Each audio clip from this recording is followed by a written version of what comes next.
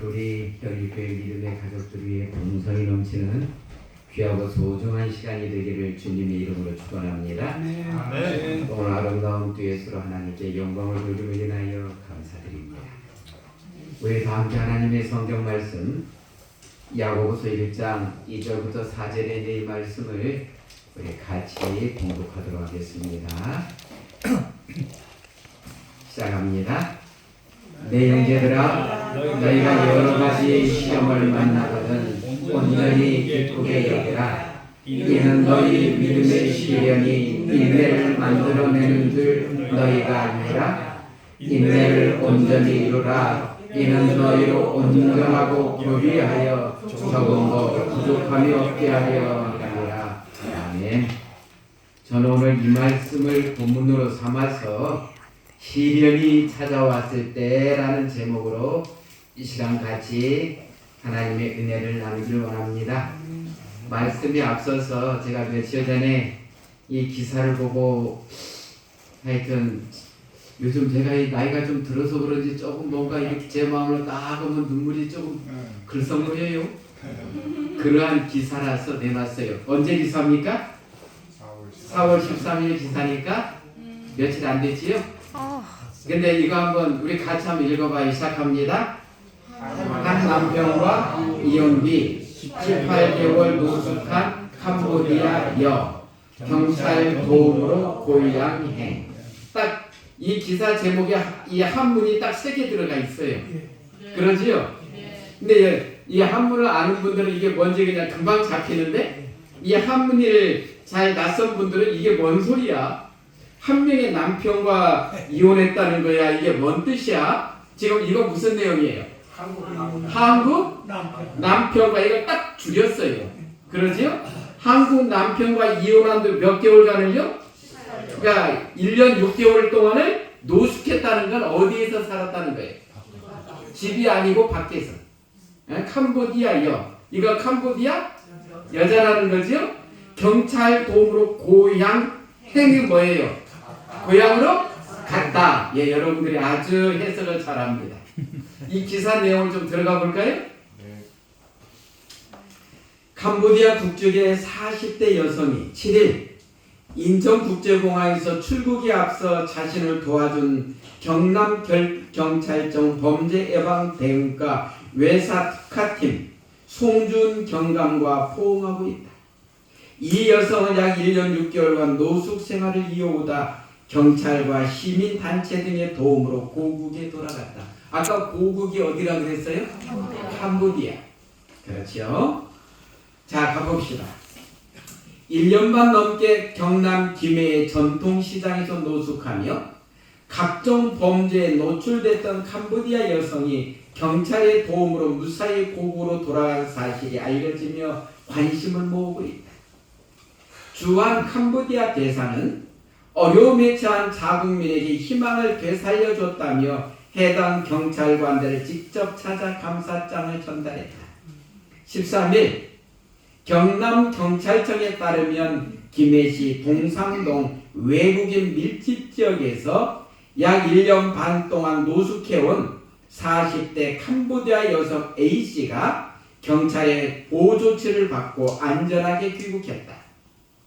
경찰에 따르면 A씨는 2024년 10월부터 지난달 말까지 김해 동상시장 일대에서 생활해왔다. 경찰은 시장 상인들로부터 장기간 노숙으로 범죄 노출 우려가 있다는 제보를 받고 유관기관과 함께 보호 솔루션 팀을 구성해 지원에 나섰다. 여기 보호는 잘하게 솔루션은 뭐예요? 해결. 확인 결과 A씨는 결혼 이주 여성으로 10여 년 전 한국인 남성과 이혼한 뒤 주거지와 생계수단이 없어 길거리 생활을 이어온 것으로 파악됐다. 장기 노숙으로 범죄와 질병 위험에 노출돼 있었고 취사도구 사용했다는 화재 우려도 제기됐다. A씨는 한국과 캄보디아 이중 국적자로 그동안 보호조치를 거부해 지방자치단체에서도 적극적인 개입이 어려웠던 것으로 전해졌다. 김종철 경남경찰청장의 지시에 따라 전담팀은 지난달부터 유관기관과 협력해 지원을 시작했다. 이날 초 창원의한 병원에 응급입원 조치를 한 데 이어 고국으로 돌아가고 싶다는 의사를 확인하고 주한 캄보디아 대사관과 협력해 긴급 비자 발급 등 행정 지원을 진행했다. 민간의 도움도 이어졌다. 경남경찰청 국제협력정책자문협의회는 항공료와 생활비 등 100만 원을 지원했고 경남 이주 민센터는 가족과 연락을 도왔다. A씨는 이달 7일 캄보디아로 귀국해 가족과 재회했다. 전담팀 관계자는 가족들이 경제적 어려움으로 데려오지 못하고 있었다며 경찰과 대사관, 이주민 단체 상인들이 함께 힘을 모아 지원했다고 말했다. 그러니까 캄보디아에 있는 가족들도 알았는데 뭐가 없어요? 항공료가 그것도 없었던 거예요. 네? A씨의 가족들은 이주민 단체를 통해 노숙 사실을 알면서도 데려올 수 없어 마음이 아팠는데 경찰의 도움으로 다시 만나게 됐다고 감사의 뜻을 전했다. 구원폰 러타낙 주한 캄보디아 대사는 12일 경남 창원을 찾아 전담팀 경찰관들에게 감사장을 전달하고 곤경에 처한 국민을 위한 인도정들에게 깊이 감사한다고 밝혔다. 전담팀 송준 경감은 고국으로 돌아가기 전 A씨에게 옷과 여비를 전달했는데 그 돈을 며칠 동안 꼭 안고 잤다는 이야기를 듣고 깊이 기억에 남았다며 경찰 생활 중 가장 보람된 순간이었다고 말했다. 이 기사 밑에 댓글이 많이 달렸습니다. 무슨 댓글이 달렸겠습니까? 남편 욕하는 거. 그건 어떻게 알았어요? 이혼했으면 그 부인에게 돈이라도 줘서 고국으로 돌아가게라도 하지. 노숙자 생활까지 하는 걸 보면서도 그냥 나보냐. 또 이제 칭찬하는 글은 무슨 글이에요? 경찰이 경찰다운 일을 해서 참 고마웠다. 아멘. 사람은 누구나 어려울 때가 다 있을 수 있습니다. 그렇지요? 그때 도움을 줄 수 있는 사람이 있고 내가 도움을 받을 수 있는 그 형편이 됐을 때 그 고마움은 이루 말할 수가 없습니다. 안 그렇습니까? 우리도 어려운 일들을 경험할 수 있습니까? 없습니까? 정말 있습니다. 이번에 우리 킴 앨리스 집사님이 저 태국으로 또 그 미얀마로 이렇게 활동을 다녔어요. 그 전원근 장로님이 물방울 선교회죠. 저도 이제 초청해가지고 저도 그 방에 올라가 있는데 이렇게 보니까 이거 킴 앨리스 집사님이네. 언제 갔지? 정말요? 제가 그 사진을 저한테 올려놓은 그 사진을 이렇게 보면서 언제 갔나? 그랬지요. 그때 오늘 와서 보니까 이제 또 이렇게 간증을 하는데 여러분 제가 이제 태교교회 목회 마지막 해에 이제 다음에 은퇴한데 올해 이제 그 12월에 우리가 미얀마 봉사대를 갔습니다. 캄보디아 미얀마 그 뭐예요? 그 코로나가 막 끝나고 미얀마를 이렇게 들어간데 하여튼 복잡했어요. 코로나를 예방 접종을 2회 이상 한 사람만 갈 수 있었어요. 그래서 저나 저희 집사람이나 우리 봉사팀들이 이제 2회 접종 이상 된 분들만 인솔해서 같이요. 양곤에 가서 일주일간 전도회를 하고 마치고 이제 또 어디요? 저 카렌족이 있는 난민촌을 우리가 찾아갈 때 쌀들하고 식용유를 포함해서 그냥 몽땅 준비해서 갔지요. 거기 들어가기도 힘들어요. 반군 지역이라. 근데 그 안에 또 우리 한국이 아니라 거기 미얀마 상륙학교가 있어요. 그 선생님이 와서 말하고 우리를 데리고 들어갔어요. 그래갖고 그 이제 난민촌에 가서 이렇게 전화했는데 그 카렌족 여자 한 분은 목에다가 이게 뭐예요? 목걸이가 쭉 올려가지고 목이 이렇게 기른 거 있죠? 그 양반은 또 그런 모습으로 있더라고요. 예? 그곳에 가서 이렇게 전화하면서 그들은 또 그쪽은 반군 지역이라 미얀마로 말하면 반군 지역에 있는 곳이라서 언제든지 비행기가 폭격하고 막 그런 곳이더라고요. 한 캠프 우리 못 간 이유가 그거예요. 그러지요? 예. 네. 우리가 하여튼 그때 위험하지만 하나님께 기도하고 우리가 그 난민촌을 갔지요. 가서 집집마다 또 이렇게 들려서 이렇게 쌀을 전하고 또 이렇게 기름이나 이런 것들 또 생필품들을 전하면서 또 우리가 미얀마 삼육학교에 갔더니 또 거기에 기숙사에 그 난민들이 와서 그 학교 다니는 애들 그들도 이렇게 보고 또 나눠주고 하면서 그들이 그 화장실 그 목욕탕이라는 데 가봤더니 물바지 받아놓고 거기서 그냥 뿌리대로 베있는데 뭐 얼마나 참 안타까운 모습이에요. 그래도 이제 감사했던 건 그곳에서 여러분들은 그래도 이곳에 와서 이렇게 공부할 수 있었다는 게 얼마나 그들이 다행이에요. 그게 참 고마웠습니다. 오늘 우리는 우리가 어려움을 당하고 또 시련을 당하고 할 때 우리를 도와줄 사람 있습니까? 있어요? 예수님. 예, 정말로 사람이 정말로 중요해. 왜 그러는가?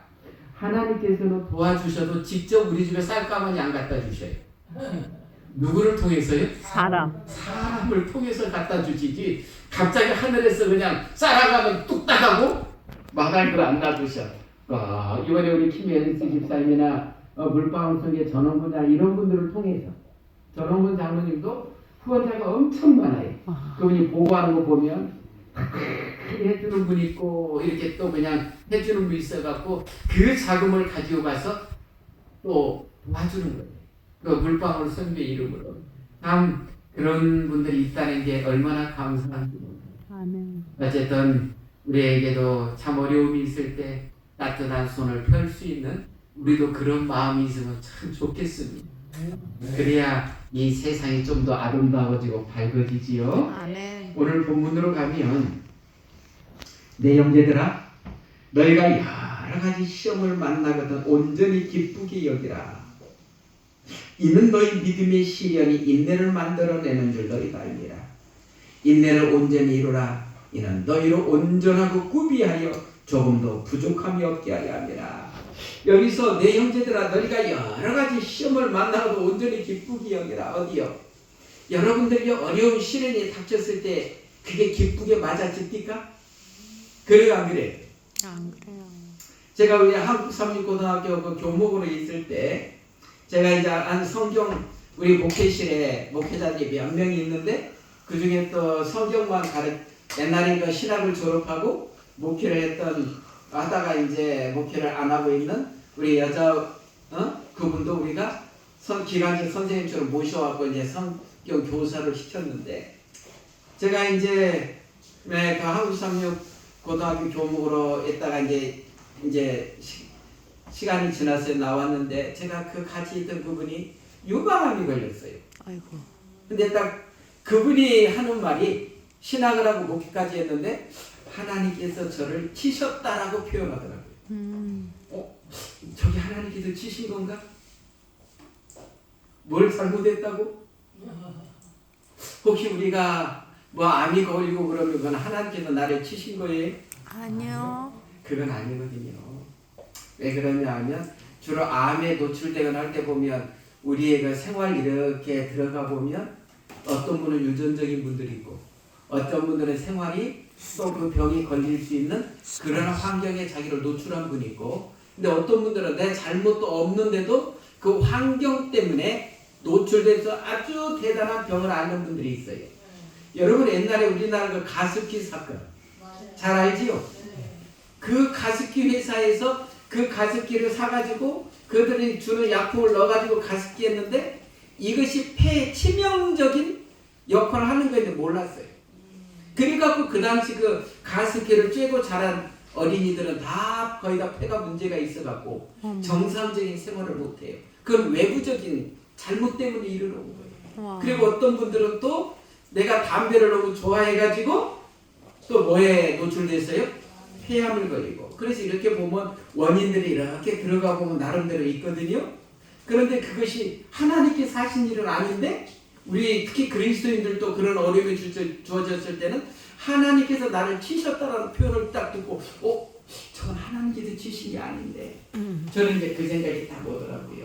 그러나 어쨌든 너희가 여러 가지 시험을 만나고도 온전히 기쁘게 여기라. 저는 이 말씀을 보면서 하나님 우리가 어떻게 여러 가지 시험을 만나면서 그렇게 기뻐할 수 있나요?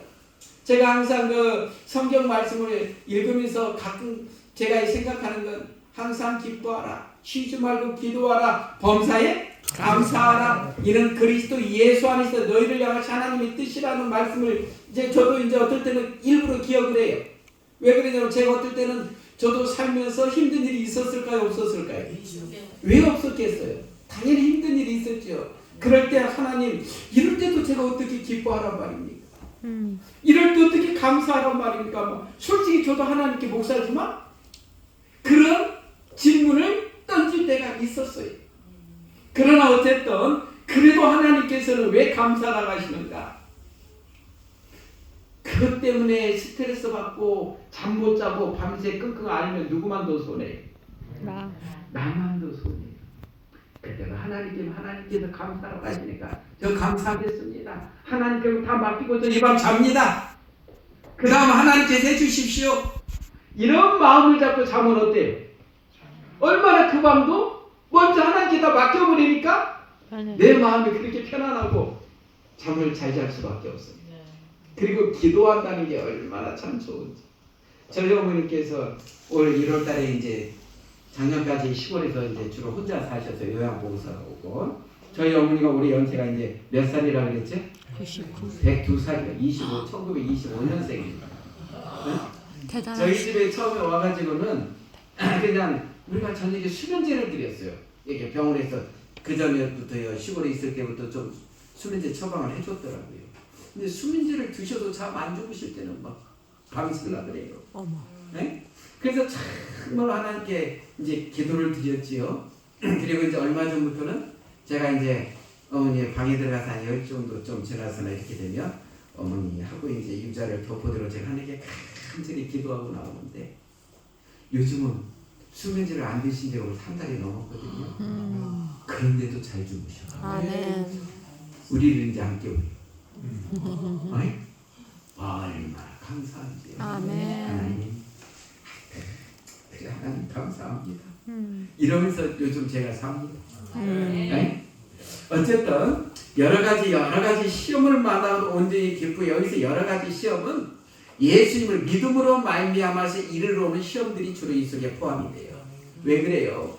야고보 당시에, 여러분 이 당시는 초대교회잖아요. 예수님께 하나님 승천하시부터 100년, 예수님께서 이제 서기 31년에 십자가에서 돌아가시고 그 다음에 그해 부활하시고 서기 100년까지 사이가 이게 초대교회라고 해요. 이때가 아주 그냥 로마 황제의 박해가 그리스도인들에게 어마무지하게 이르러 왔을 때잖아요. 네? 그래서 그냥 얼마나 그리스도인들이 여기서 정말로 그 얼마나 많은 고난과 고통을 당하면서 살았는지 몰라요. 그러할 때에 야고보 사도는 말하기를 너희가 시험이 없다라고 안 해요. 너희가 예수 믿을 때 시험 없지라고 말 안 해요. 오히려 뭐라 그래요? 여러 가지 시험은 있다 인정해요. 여러 가지 시험을 만나도 어떻게 하라고요? 오히려 기뻐해라 이거예요. 왜요? 이는 너희 믿음의 시련이 인내를 만들어내는 줄 너희가 압니다. 인내로 온전히 이루라. 이는 너희로 온전하고 꾸미하여 조금도 부족함이 없게 하려 합니다. 여기서 조금도 부족함이 없게 하려 한다는 이 말씀은 너희가 이 땅에 살면서 잘 먹고 잘 살게 채워주겠다는 그런 의미보다도 어때요?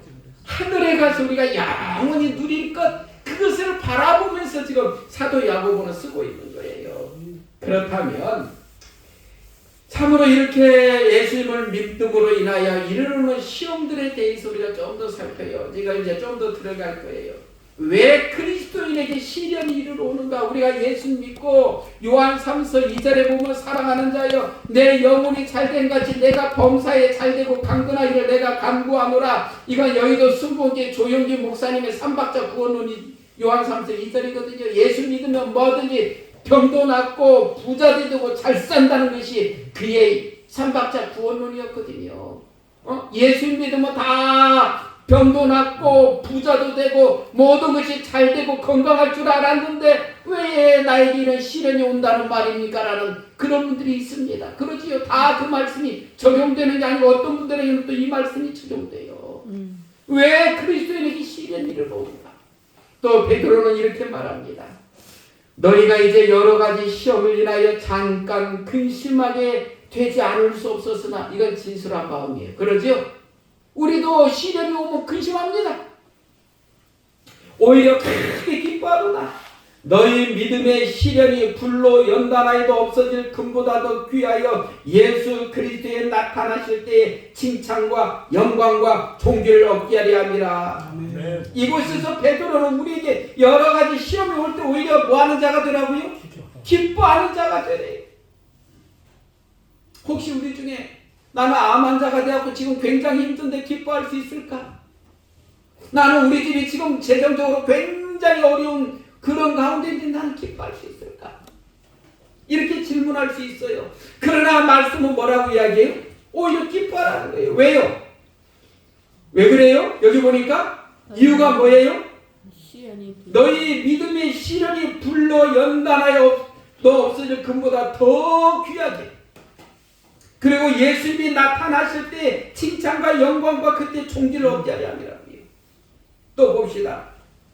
치료봉사에서는 또 이렇게 우리에게 이야기해요. 우리 같이 한번 읽기 시작합니다. 시련과 장애는 주님께서 택하신 훈련의 방법이며 또한 그분께서 정하신 성공의 조건이다. 야, 시련과 장애는 주님께서 택하신 훈련의 방법이며 또한 그분께서 정하신 성공의 조건이다. 한 가지 질문할게요.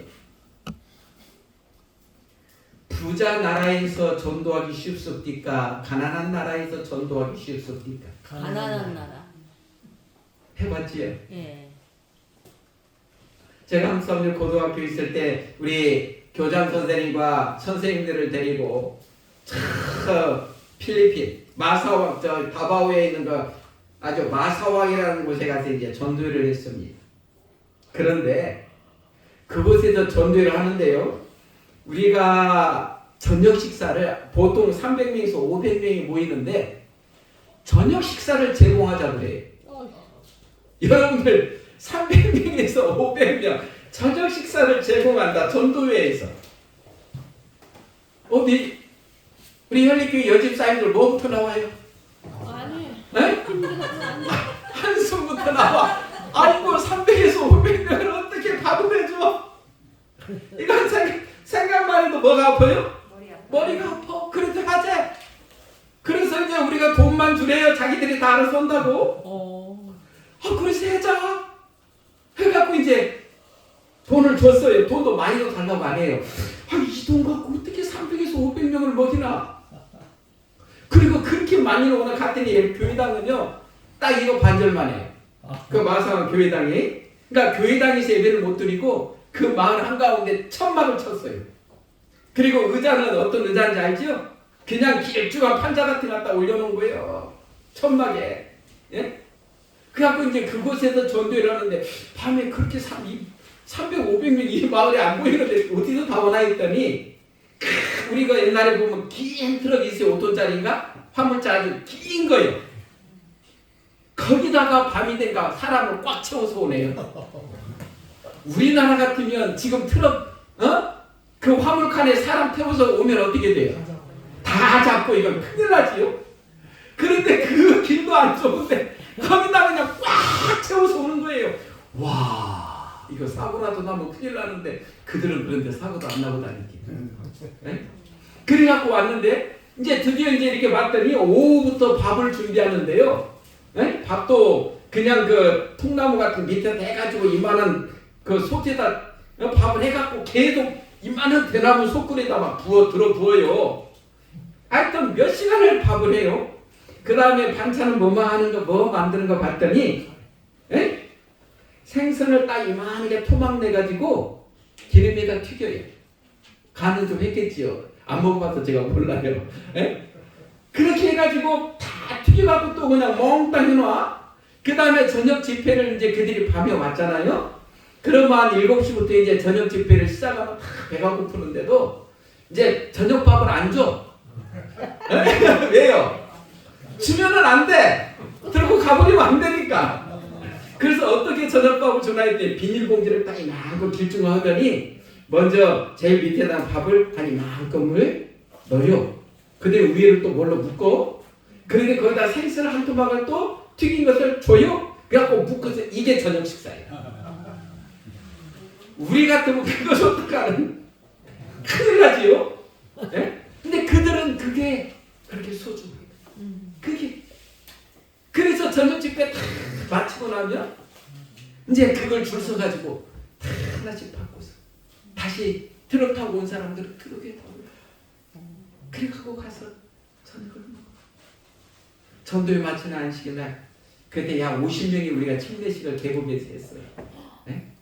대신 우리가 전도회 하기 전에 그 평신도 목회자들 그들에게 한 두서너 달 정도 돈을 줘요. 그러면 성경교사들 뭐 우리가 레이페스터라 하지요. 그들이 이제 해봤자 우리 돈으로 뭐 대단하지도 않아요. 한 10만 원이나 한 달에 이렇게 주면 그들이 봉급을 해갖고 그 지역을 다니면서 미리 다 성경 공부 시켜놓고 구도자들 이렇게 또 데리고 오는 거예요. 우리 한국은 요즘 전도회 해도요 몇십 명씩 침례주는 교회가 없어. 그래요 안 그래?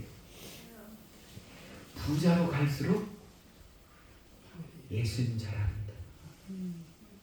유럽의 큰 예배당들이 지금은 거의 관광객들을 위한 관광 명소로서 열어져 있어.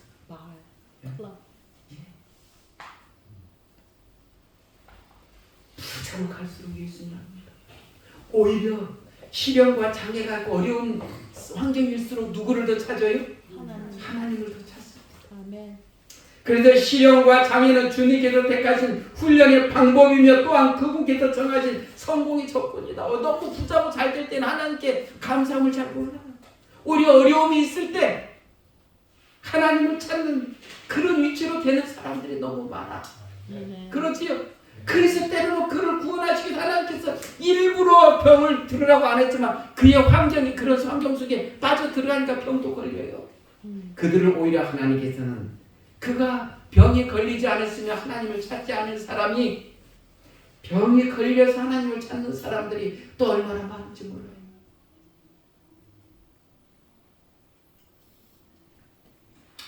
우리가 시련을 견디도록 부르심을 받은 사실은 주 예수님께서 개발시키기를 바라시는 귀중한 무엇을 우리 속에서 보고 계시다는 것을 보여준다. 만일 그분께서 우리 속에 당신의 이름을 영화롭게 할 것이 아무것도 없다는 것을 아시면 그분께서는 우리를 연단하는 데 시간을 허비하지 않으실 것이다. 우리를 연단하는 것 자체는 우리로 하여금 예수님 안에서 어려움 속에서 항상 주님을 더 붙잡게 돼 있거든요. 여러분 가족이나 누가 아팠을 때 얼마나 열심히 기도했습니까?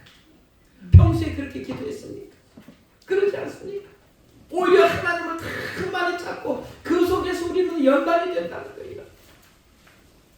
하나님께서는 당신의 택한 사람들이 어떤 기질의 사람들이며 그들이 당신의 사업을 위하여 적합한 자들이 될 수 있을 것인지 여부를 시험해 보기 위하여 그들이 고난의 풀무 속으로 들어가도록 허락하신다는 거예요. 하나님께서 막 이끄시는 것이 아니라 그가 가는 걸 허락하셔서 그 속에서 인생의 깊은 고뇌를 알고 하나님을 찾는 길로 이끄신다는 거예요. 가시 덤불과 은공주에 대해서 정로의 계단에 보면은요, 사람의 세계를 괴롭게 하는 근심케 하는 고난과 시련도 죄가 비선의 영락과 퇴폐에서 사람을 구원하시는 하나님의 경륜에 필요한 훈련의 한 부분으로서 사람의 유익을 위하여 마련된 것이다.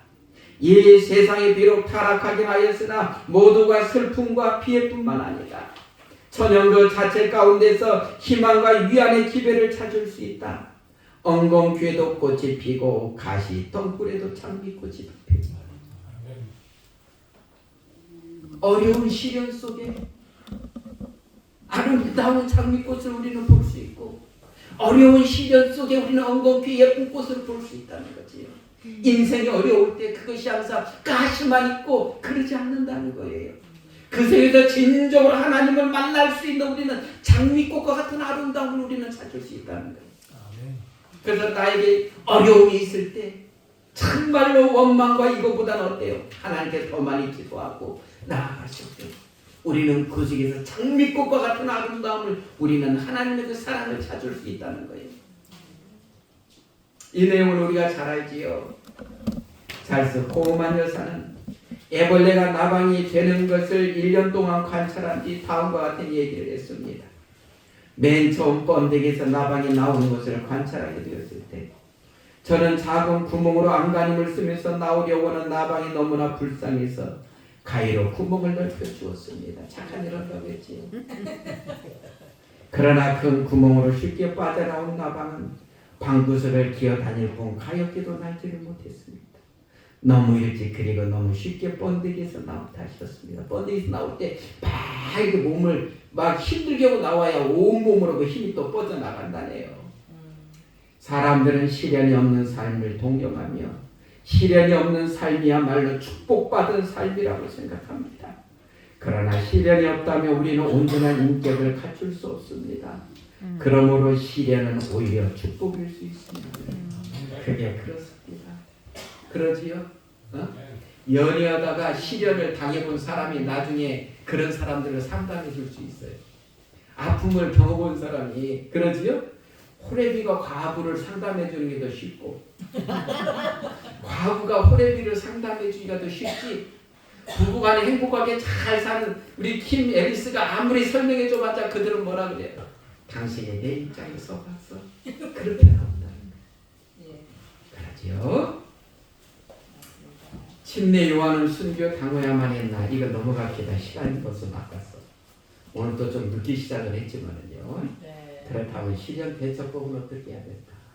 뭐와 벗대지 말라고요? 세상과 벗대지 말라고요. 우리 야고보서 4장 4절 같이 한번 봉독합니다. 시작합니다. 누구든지 세상과 벗이 되고자 하는 자는 스스로 하나님과 원수되게 하는 것이다. 그러면 세상과 벗이 된다는 거예요. 세상인과 친구 된다는 거거든요. 하나님과 원수 되는 거죠. 예? 한번 볼까요? 우리 부조와 선지자에서 또 이렇게 설명해요. 그리스인들도 이스라엘 백성들처럼 너무나도 흔히 경건치 않은 자들과의 우정을 맺기 위하여 세속적 가마에 복종하고 그 원칙과 습관을 따른다. 여기서 가장 잘못된 게 뭐예요? 세상 사람들과 뭐 관계를 갖지 말라고 안 했어요. 그럼 우리끼리 산속에서 따로 살아요. 그게 아닌데 여기서 그들과의 우정을 맺기 위하여 뭐 했어요? 세속적 가마에 복종하고 그 원칙과 습관을 따르는 게 문제라는 거예요. 우리가 그래서 어떤 분 때는 이런 생각도 들어요. 야, 저 친구가 술을 좋아하니까 나도 술집에서 딱 술 한 잔만 먹으면서 저 친구를 좀 사귀어갖고 예수께로 인도해야 되겠다? 이런 생각을 하지 말라는 거예요. 그 속에 들어가지 말라는 거예요. 그런데 여기 보면 성경은 하나님의 백성과 세상 사이는 조화가 될 수 없다는 것을 가르칩니다. 우리 구세주께서는 말씀하시기를 형제들아 세상이 너희를 미워하거든 이상 여기지 말라. 너희보다 먼저 나를 미워한 줄 알라. 제가 여러분 김창옥 씨가 어떤 분이에요? 김창옥 스피커. 무슨 스피커예요 그 사람이? 그 사람들로 상담. 그래서 그 강의를 엄청 하고 다녀요. 유튜브에 그 김창옥 치면은 그 양반 유튜브 엄청 많이 나와요. 제가 어제 이제 우리 손자를 좀 데리고서 놀이터에서 이제 걔 노는 동안에 그 강의를 하나 들었더니 한 사람이 이런 사연을 이야기했어요. 저는 지금 한 여자친구를 사귀고 있는데 그 전에 여자친구와는 이런 이유 때문에 헤어졌습니다. 이유가 뭔가? 저희 어머니가 일요일날 그 교회를 열심히 다니는데 제가 그 전에 그 사귀던 여자친구와 결혼까지 생각하면서 일요일날 결혼식을 하려고 했더니 어머니가 절대 못한다 그래서 내가 그 상처로 인해서 그 여자와 결혼을 못하고 헤어지게 됐습니다. 그때부터 어머니와 자기도 이렇게 됐습니다. 그러면서 지금 여자친구를 또 새로 사귀고 있는데 어떻게 하면 좋냐는 식으로 이제 하니까 김창호 씨는 마음에서 이렇게 이야기하더라. 그 어머니가 오히려 그 아들과 며느리를 전도하기 위해서 그날 뭐 일요일날 예배를 예배 대신 뭐 결혼식을 이렇게 좀 해주고 하면서 그걸 안아줬으면 어떨까 하는 이제 김창호 씨는 이제 그런 식으로 이야기하더라고요. 여러분들 같으면 여러분 아들 딸이 안식일날 결혼식 하겠다 그러면 뭐라고 이야기할 것 같아요? 일요일날 해가. 저는 그 아마 저가 한번 그때 아시면 뭐 했느냐면 꼭 뭐 일요일이나 토요일이 뭐 그게 아니라면 공휴일이 많잖아요. 맞아요. 10월 3일도 있고 뭐 여러 가지 있잖아. 야 그럼 우리 그때로 좀 옮기면 안 될까? 그러니까 좀 융통성 있게 서로 좀 대화를 잘 나누어서 꼭 왜 그날만이 꼭 뭐 기일이 돼갖고 추구돼야 된다는 게 아니니까 좀 그런 대화를 좀 했으면 어떨까 하는 그런 마음이 좀 옵디다. 왜? 오늘 우리도 이 안식일날 솔직히 우리 자녀가 이 결혼하겠다 그러면 마음이 편해요 안 편해? 부모로 우리도 안 편해. 그러지. 너도 엄마 아빠가 이렇게 괴로운 마음으로 거기가 있으면 너 행복하겠냐? 아니면 그날 저녁에 결혼식까지 요즘부터 저녁에도 옵디다. 그러지요? 그럼 오늘 안식일날 우리 저녁 시간에 그러면 같이 결혼하면서 그러니까 좀 이렇게 좀 풀어갔으면 안 됐을까? 그런 아쉬움을 이렇게 가졌어요. 그래서 참 우리에게는 정말로 뱀처럼 지혜롭고 비둘기같이 순결하는 그래서 우리는 잘 생각하면서 좀 이렇게 좀 우리가 신앙을 좀 이끌어갔으면 좋겠어요. 대신 빠져들지는 그냥 그 속에 이렇게 빠져 들어가지는 말고요. 그러지요? 네. 예. 그러나 이제 두 번째는 고통은 있을 수 있으나 절망은 없다. 시련 대처법. 여기 보면 시편 34편 19절에 보면 의인은 고난이 많으나 여호와께서 그 모든 고난에서 건지시는도다. 절대 의인이라고 해서 고난이 없다고 안 했어요. 절대 우리라고 해서 암 안 걸리고 뭐 암 걸리면 그리스도인 아니요? 아니잖아요. 목사도 안 걸리고 장로도 안 걸리고 집사도 안 걸리고 다 걸릴 수 있어요 없어요? 있어요. 있잖아요. 그러지요? 그러니까 의인은 고난이 많으나 여호와께서 그 모든 고난에서 건지신다. 최종적인 건지심은 이 땅에서 우리가 살아야 얼마나 살아요. 어제 하나에 저한테 부고가 왔어요. 이 양반 내가 잘 아는 장로님인데 이제 올해 75이요. 그런데 위생병원에 서울병원에 장례 치른다고 부고가 아니 작년에도 그렇게 건강한 분이 어떻게 돌아가셨다냐? 제가 아주 궁금해지더라고요.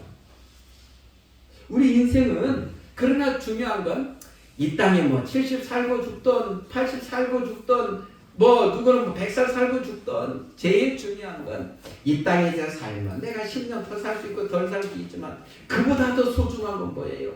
저 하늘에서 영원한 삶이 보장된다면 아멘.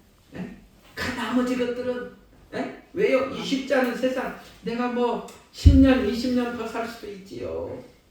우리 어머니 이제는 뭐라고 야 죽을래도 어떻게 죽어지지도 않는다. 이제는 죽기도 힘들다 그래. 죽는 것도 마음대로 못 죽어. 뭐라 하셔요? 몇 해 전만 해도 내가 한 1년만 더 살면 좋겠다 하시던 이제는 아이고 이제는 그만 죽고 싶다. 왜 그래요? 뭐 침대에 손자면서 일어나서 새벽에 화장실 마려울 때 일어나서 뭐 화장실 가기도 혼자서 너무 힘드신데 그전에는 초반만 해도 저한테 이름 불러오면서 제가 모시고 왔는데 요즘은 혼자 일어나서 화장실을 이제 보시니까 그런데도 그게 힘든가 봐요. 이제 그만 죽고 싶다. 인생이 또 그렇습니다. 그게 우리 인생이에요. 그러면서 로마서에 보면 현재의 고난은 장차 우리에게 나타날 영광과 좋게 비교할 수 없도다. 초대교회 성도들이요. 그 로마 황제의 그 박해와 어려움 카타콤에 땅굴 속에만 살던 그 성도들이 정말로 그 고난을 왜 이겨냈어요? 나중에 저 하늘에서 받은 보상에 비하면 이건 아무것도 아니라는 거예요. 예? 그러니 그들은 그 어려운 가운데서도 어디를 바라봐요? 하늘을 바라보기 때문에 내가 지금 일한 걸로 봐서는 하루 일당이 20만 원이면 족한데 하나님께서 하루 일당을 천국에서 올라오니까 1000만 원도 더 되는 일당으로 우리를 다 채워주시는 하늘이거든요. 그러니 이거는 뭐 그거에 비교하니까 여러분 오늘 저녁에 밤새서 일하면 일당으로 1000만 원 준다 그러면 밤 셀 사람 있어요 없어요? 있어요. 다 손 들 거야 안 들 거야? 손 들어요. 손 다 들어. 우리가 이 땅에서 당하는 고난이 저 하늘에서 받을 보상에 비교하면 오늘 밤새 일하고 1000만 원 주는 그 일당보다도 훨씬 센데 그 소망을 바라보고 살라는 거예요. 아멘. 그 소망을. 아멘. 아멘. 시간이 막 갔으니까 이 사람 이야기 나눕시다. 누구예요? 가리산의 눈먼 벌칙이에요. 혹시 이 기사 봤어요? 아니 좀 이게 지금 KBS에서 이 사람을 취재해가지고 지금 그 가리산의 눈먼 벌칙이라는 내용을 해서 방영을 했어요. 옛날 건데. 옛날 거예요. 응? 어떻게 옛날 건지 알았어요? 그 화면이 작지 않아. 응 맞아요. 예? 지금도 유튜브 들어가면 이 양반 나와요. 이거 나와요. 이거. 네. 이 사람 이야기입니다. 아이들 학교 때문에 춘천으로 이사온 박광호 씨는 가래산에 두고 온 벌통이 눈에 어른거린다. 벌들은 어릴 때 눈이 먼 박광호 씨의 이제까지의 삶을 지탱해온 버팀목이었다. 박광호 씨는 소양강에서 한참이나 안으로 들어간 첩첩산중 가리산에서 태어났다. 그는 어려서 눈병을 앓아 실명하게 되었는데 눈으로 본 기억으로는 4살 이전의 기억밖에는 없다. 어려서는 앞을 못 본다는 것이 그다지 불편하지 않았다. 어머니는 그가 4살 때 돌아가셨고 벌목장에서 일하던 아버지는 사고로 걸을 수 없는 몸이 되었지만 아버지가 모든 것을 챙겨 주셨기 때문이었다. 이 가리산 그 집 살았던 집을 이렇게 TV도 보여주는데요. 그 산속에 집이 다 한 채 있어. 한 채. 그런 데서 살고 그런 데서. 그러나 차츰 자라면서 보지 못하는 것이 이만저만한 고통이 아니라는 것을 깨닫게 된다. 더구나 그의 집은 너무나 가난하여 소금에 밥을 찍어 먹는 것은 보통이었고 그는 아버지의 대소변을 받아내는 일까지 해야 했다. 그의 고통은 날로 더 크게 느껴져 차라리 죽는 것이 낫겠다고 생각했다. 살아서 뭘 해요? 살아서 뭘 해요를 주문처럼 되뇌며 자살을 기도해 보기도 했다. 한 번은 벼랑 끝까지 가서 몸을 던지려다가 병든 아버지를 떠올리고는 결국 돌아서고 말았다. 긴 겨울이 지나고 산기슭에 진달래가 피어나던 어느 날 바위에 걸터 앉아 쉬고 있는데 어디서 이상한 소리가 들려왔다. 이웃집 김노인 벌통 앞에서 듣던 벌떼 소리와 똑같았다. 언젠가 그가 마당에 깎아 세워놓은 벌통에 벌들이 날아온 것이었다. 그러니까 이 김노인한테서 벌치는 법을 배웠더라고요. 이 장님이. 그는 바로 거기서 새로운 삶을 꾸려나갈 희망을 가지게 되었다. 그날부터 그의 삶은 바뀌기 시작했다. 아무리 작은 곤충이라도 온 정성을 다 쏟으며 사람을 따라주리라는 일념으로 벌치기가 되기로 결심한 것이야. 앞을 보지는 못하지만 사랑으로 벌을 키우리라 마음을 다지고 첫날 밤에는 이불을 갖고 나와 벌통 옆에 자리를 깔고 누웠다. 밤이 깊어지자 기온이 떨어져 한기가 들었지만 그는 이불을 끌어당기며 나와 함께 살아요 하며 벌통이 되고 죽을 거야. 그는 이렇게 정성을 다했고 벌들은 눈먼 발치기에 사랑에 감동을 했는지 점점 불어나 100통을 넘는 벌을 치게 되었다. 남들은 어찌 생각하는 그는 행복했다. 그러는 사이 많은 일들이 일어났다.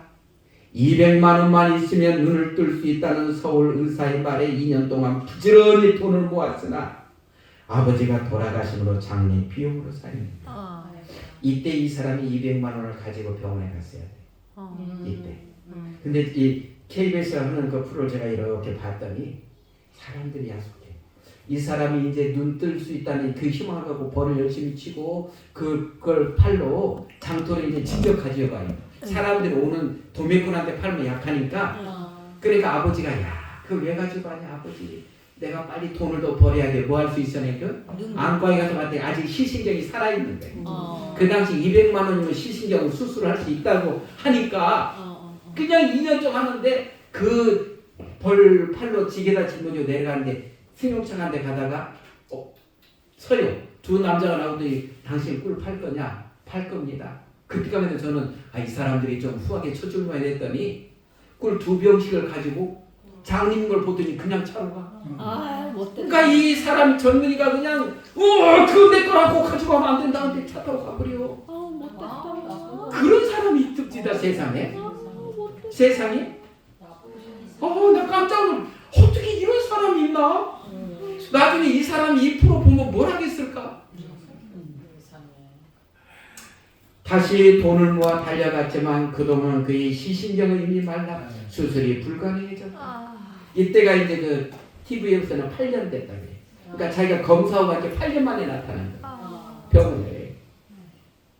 광호 씨는 가슴을 뜯으며 울부짖었다. 그러다 어느 날 광호 씨는 천사와 같은 아내를 만났다. 이런 사실이 라디오에서 방영되자 서울에서 미장을 하는 한 처녀가 그와 결혼을 하겠다고 찾아왔다. 그녀는 다리를 조금 젊은 어렸을 때 소마비 알았더라고요. 그 여자는. 그녀는 다리를 조금 젊은 얼굴도 이쁘고 마음씨도 굳던 여성 이름이 뭐예요? 유경수. 황경수. 이 경순이 먼 경순이 우리 집사람은 서울 경찰의 순할 순자라 서울에서 자기가 제일 순한 여자라고 기도합니다. 그의 이야기를 방송에서 듣고 그의 반려자가 되어서 생활하고 싶은 마음이 들었다고 한다. 앞을 못 보는 그를 위하여 봉사하고 싶은 착한 마음씨가 그녀를 그곳까지 오게 만든 것이다. 와, 대단하다. 야, 이런 여자도 있나요? 글쎄요. 혹시 우리 킴 앨리스라도 할지 모르겠네. 안 돼요. 안 돼. 예, 그 다음 갈까요? 방송국의 주손으로 둘은 만났고 그가 반대하는데도 불구하고 그녀의 진심어린 하소연으로 드디어 둘은 마을 사람들의 축복 속에서 결혼식을 올렸다.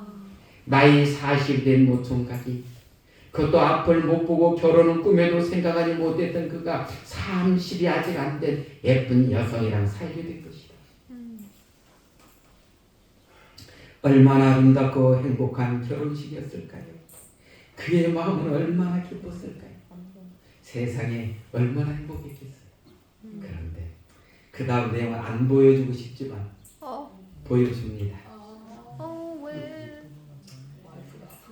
그러나 광호 씨의 눈이 되어 평생 밥을 지어주겠다던 그녀는 약속을 지키지 못한 채 셋째 아들을 낳다가 죽고 아이고.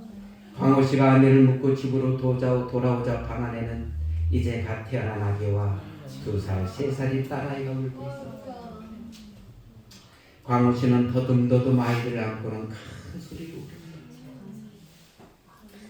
야, 애들까지 놓고 가버렸으니 광호 씨는 부지런히 벌을 쳤다. 아이들은 무럭무럭 잘 자랐다. 앞을 볼 수 없는 광호 씨는 아이들이 화상을 입을까봐 상에는 뜨거운 음식을 올려놓지 않았다. 어느 땐 둘째 아이는 안고 막내는 업고에서 길을 가다 황소를 지팡이로 건드려 죽을 뻔한 일도 있었다. 눈먼 아버지가 키운 아이들은 흉터 하나 없이 너무나 곱게 자랐다. 그는 한 번도 세상을 원망한 적이 없다고 한다. 그에게 힘든 삶을 어떻게 살아가고 있느냐고 물으면 그는 이렇게 대답한다. 행복하게 지내지요. 뭐가 행복이냐고 묻는 말에 그는 웃으며 말한다. 제게 모든 게 다 행복이지요. 그는 한 번도 세상을 원망한 적이 없고 오히려 자기 삶이 행복했다고 말합니다. 저는 고통은 있을 수 있으나 절망은 없다는 말씀을 이루는 사람이 이 사람 같다라고 저는 생각합니다. 아멘. 우리가 이 세상에 살면서 정말 고통은 있을 수 있으나 절망까지 빠지면 안 된다. 이게 1998년도에 KBS에서 같이 시다라는 프로에서 박광호 씨를 초대한 모습입니다. 이 프로에서 그 자기가 젊었을 때 그 모습을 다른 배역에 나와서 그대로 이끌어가더라고요. 예? 98년도에 62살이라서 지금 살았을까 죽었을까 하고 인터넷 들어가서 박광호 쳐도 이 사람은 안 나와서 죽었는지 살았는지를 모르겠어요. 그러나 이러한 어려움 속에서도 이 사람은 어떻게 했어요? 절망에 빠지지 않고 오히려 감사하면서 살아나가서 인생을 승리자로 이끌어져 갔다는 거죠. 이런 사람이 인생의 승리자입니까? 그렇죠. 우리 주님은 우리가 그러한 사람이 되라 하셔요. 우리 성경절만 읽어요. 이거까지 하기에는 이제 시간상 이제 무조건 멎어야 되니까 이거 읽고 맞춰 시작합니다. 사랑하는 자들아 너희가 너희를 시련하라고 오는 불시험을 이상한 일 당하는 것 같이 이산히 여기지 말고 오직 너희가 그리스도의 고난에 참여하는 것으로 즐거워하라.